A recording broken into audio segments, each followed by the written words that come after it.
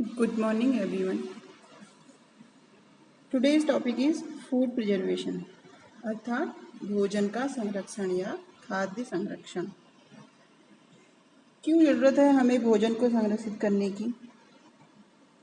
भोजन को संरक्षित इसलिए करना चाहिए कि उसे हम लंबे समय तक रख सकें, हम उसका अधिकांश समय तक उपयोग कर सकें, उसमें जीवाणु, मक्खी, मच्छर, कीड़े मकोड़े आदि को भी उत्पन्न होने से हम बचा सके, उसके रंग रूप में, गंध में परिवर्तन ला सके, नमी युक्त वातावरण से उसे गर्म युक्त वातावरण तक ला सकें।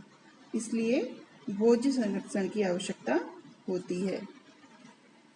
और भोज्य संरक्षण कभी कभी जब कोई आपातकाल या आपदा हो जाती है तब भी संरक्षित भोज्य पदार्थ का बहुत उपयोग होता है।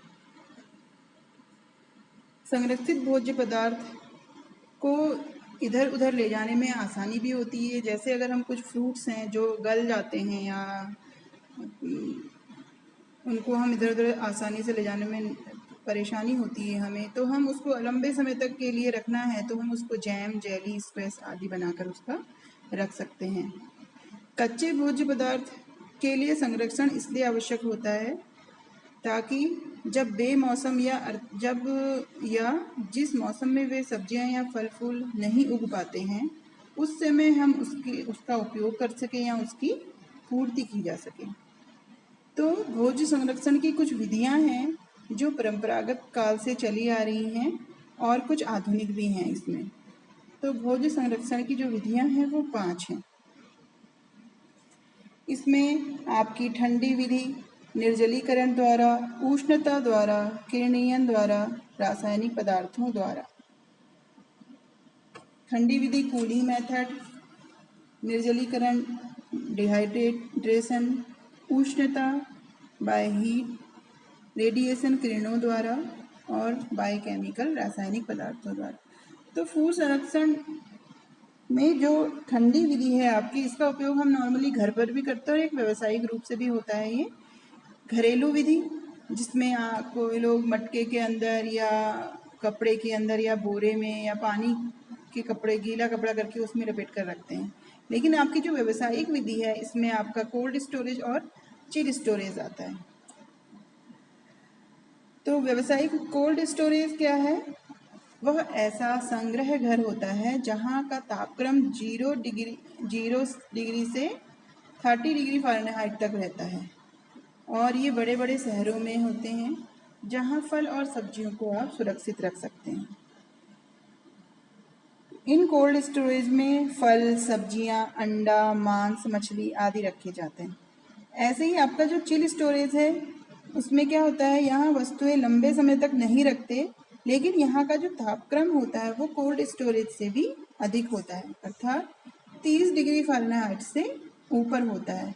तो इसमें हम लोग आप फ्रीजर वगैरह में अगर देखिए तो आप ताज़ी सब्जियां, फल, अंडा, दूध, चीज़, पनीर ये सब डालते हैं तो ये क्या होता है, लंबे समय तक सुरक्षित रहते हैं। जब तक कि उसमें एक एक्सपायरी डेट होती है तब तक हमें उसका यूज़ भी करना चाहिए। अब ऐसा नहीं है कि हमने भोजन संरक्षण का यूज़ करते समय हमें जब मार्केट से हम संरक्षित भोज्य पदार्थ और टीन या डिब्बों में पैक होते हैं उनको जब खरीदते हैं तो उसमें भी हमें ध्यान देना चाहिए उसकी एक्सपायरी डेट और मैन्युफैक्चरिंग डेट कब बनी हुई है और वो कब समाप्त हो रही है। सेकंड है आपका निर्जलीकरण बाय डिहाइड्रेशन, अर्थात जो भी फल पदार्थों, सब्जियों में जो भी नमी होती है उसे सुखाकर, उस नमी को दूर करके उसमें चीज़ों को हम अधिक समय तक, लंबे समय तक उसे रख सकते हैं। क्या होता है, जब भोज्य पदार्थों में आर्द्रता होती है, नमी होती है, तो वो जल्दी खराब हो जाते हैं। तो वो जल्दी खराब ना हो इसके लिए हम ये निर्जलीकरण की क्रिया करते हैं। निर्जलीकरण की जो क्रिया होती है वो 2 रूप से होती है, एक प्राकृतिक रूप से और एक कृत्रिम। प्राकृतिक रूप सबसे अच्छा साधन है सूर्य का प्रकाश।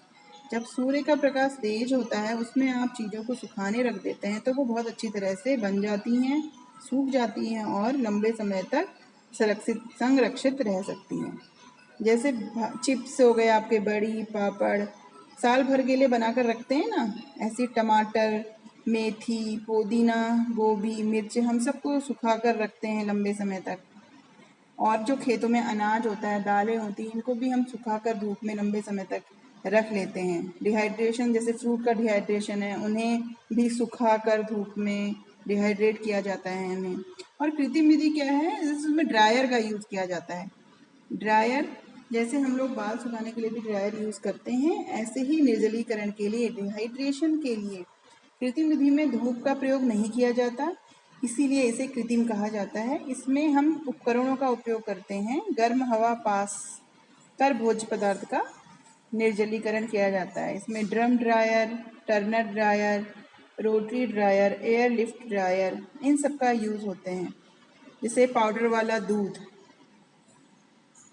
मछली, मांस, इन सबको इसी विधि से बनाकर सुरक्षित रखा जाता है। जैसे डिहाइड्रेशन विधि, ये देखिए आपका एक एप्पल काट करके सुखाया गया है ये, तो ये डिहाइड्रेशन मेथड है। ऐसे ही उष्णता द्वारा हम क्या करते हैं, उष्णता में बाय हीट के द्वारा, इसमें वातावरण के सामान्य तापक्रम में भोजन को नष्ट करने वाले जीवाणु और एंजाइम अपनी वृद्धि तेजी से करते हैं, किंतु यदि ताप अधिक हो तो कुछ हानिकारक जीवाणुओं की वृद्धि नहीं हो पाती। इसमें हम जब एक तो सामान्य तापक्रम में क्या है, ये चीज़ें जल्दी खराब हो जाती हैं, जल्दी इसमें कीटाणु या जीवाणु उत्पन्न हो जाते हैं। लेकिन हम ऐसा करते हैं कि हम ताप और भी अधिक कर देते हैं और हानिकारक जीवाणु की वृद्धि उसमें नहीं हो पाती है। उनके लिए वो ताप का वातावरण क्या हो जाता है, प्रतिकूल हो जाता है। तो इसमें जो क्रिया होती है वो कच्चे रूप में तो नष्ट हो जाता है। कुछ ऐसे पदार्थ हैं जिन्हें यदि कच्चे रूप में रखा जाए तो नष्ट होते हैं, वो पकाकर रखने में क्या हो जाते हैं, संरक्षित रहते हैं। तो जो संरक्षित पदार्थ होते हैं, इन्हें पकाकर रखने के लिए उष्णता द्वारा संरक्षण विधियां, इसमें पाश्चराइजेशन आ जाता है, आपका स्टेरिलाइजेशन आ जाता है। पाश्चराइजेशन में हम क्या करते हैं, इस विधि में मुख्यतः दूध को सुरक्षित रखने के लिए किया जाता है इसका प्रयोग, पाश्चराइजेशन का। पाश्चराइजेशन क्रिया आपके एग्जाम में भी पूछी जाती है, इंपॉर्टेंट है, अलग से एक टॉपिक आता है ये। तो इस प्रक्रिया में खमीरीकरण की क्रिया समाप्त हो जाती है पाश्चराइजेशन की क्रिया में। इसमें दूध खट्टा नहीं होता, क्योंकि उसमें लैक्टिक एसिड उत्पन्न करने वाले बैक्टीरिया क्या होते हैं, नष्ट हो जाते हैं।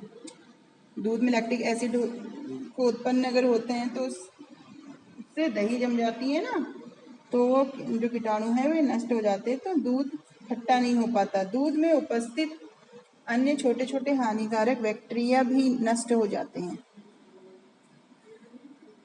इस विधि में क्या करते हैं, एक उच्च तापक्रम पर दूध को गर्म कर दिया जाता है, गर्म करके ठंडा किया जाता है, और यह क्रिया दो प्रकार से की जाती है। प्रथम विधि में क्या होता है, दूध को उच्च तापक्रम से कम तापक्रम तक 162 डिग्री फ़ारेनहाइट तक गर्म किया जाता है, और इसी तापक्रम पर करीब 15 सेकंड तक रखकर उसका तापक्रम एकदम से कम कर 55 डिग्री फ़ारेनहाइट तक किया जाता है। ठीक है, प्रथम विधि में किया जाता है कि पहले एक तो बहुत ही ऊपर टेम्परेचर में लिया जाता है, फिर उसको तुरंत 15 मिनट तक रखकर फिर उसका तापक्रम एकदम कम कर दिया जाता है।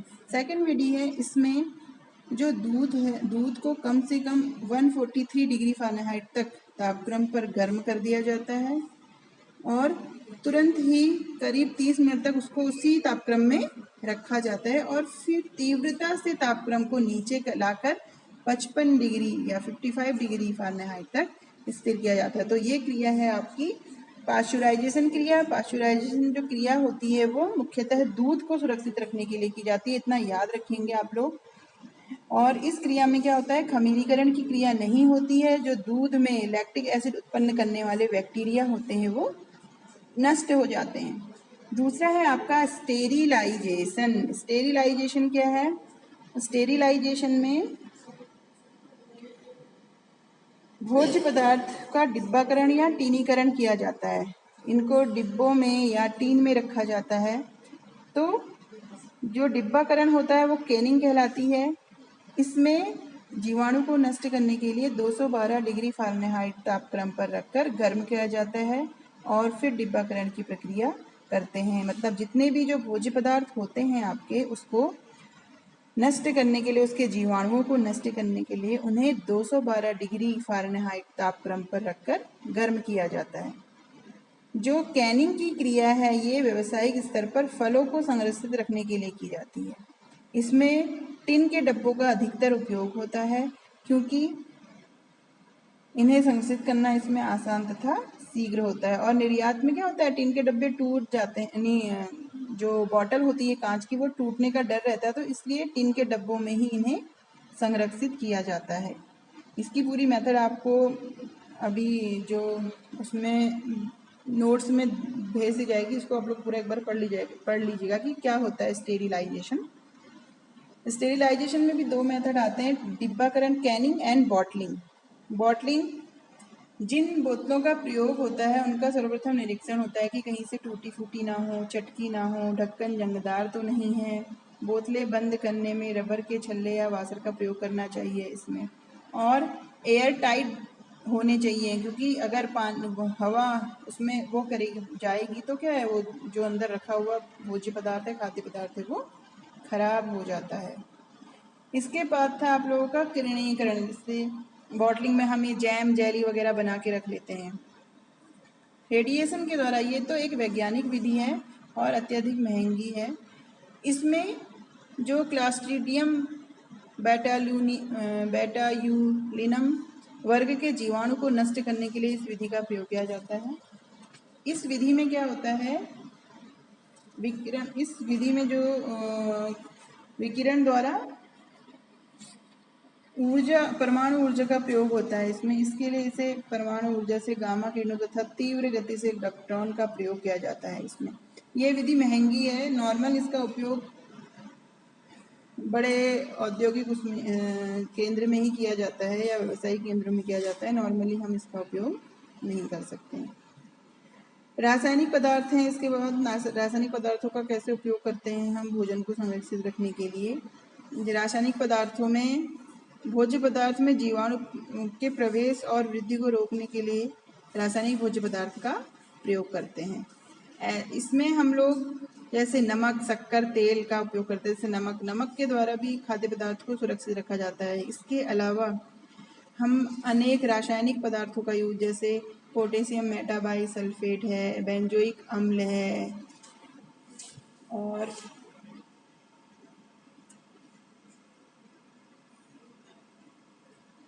और भी इसके अलावा अन्य रासायनिक पदार्थ है, जैसे आपका मेटाबाइसल्फेट हो गया, आपका एसिड हो गए आपके। तो ये केमिकल जितने भी हैं इनका यूज हम खाद्य पदार्थ को संरक्षित करने के लिए करते हैं। इसके अतिरिक्त शक्कर से कैसे भोज्य पदार्थ का संरक्षण होता है। शक्कर का यूज करने से, हम जब शक्कर का यूज करते हैं तो वो पतला नहीं, ज़्यादा पानी का यूज नहीं हमें उसमें करना चाहिए। तो उसके द्वारा भी भोज्य पदार्थ को लंबे समय तक हम संरक्षित रखते हैं। तेल और नमक के द्वारा, जैसे अब अचार वगैरह बनाते हैं तो तेल और नमक के द्वारा भी हम उसको संरक्षित करते हैं। जैसे अचार है, लंबे समय तक रह जाता है, उसमें तेल और नमक का यूज़ होता है, सिरका का यूज़ होता है, राई का यूज़ होता है। तो ये सारी चीज़ें।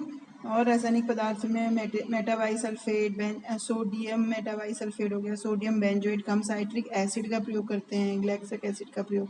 इन सब का प्रयोग सॉस, जैम, स्क्वैश, चटनी आदि को संरक्षित रखने के लिए किया जाता है। और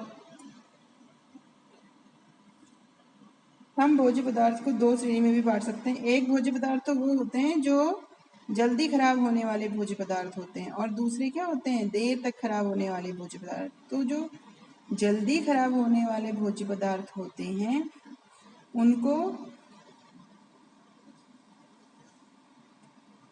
खराब होने का मुख्य कारण क्या होता है, उनकी नमी या उसमें घुन लग जाते हैं, जीवाणु। तो उन्हें हमें अच्छी तरह से संग्रहित करना चाहिए।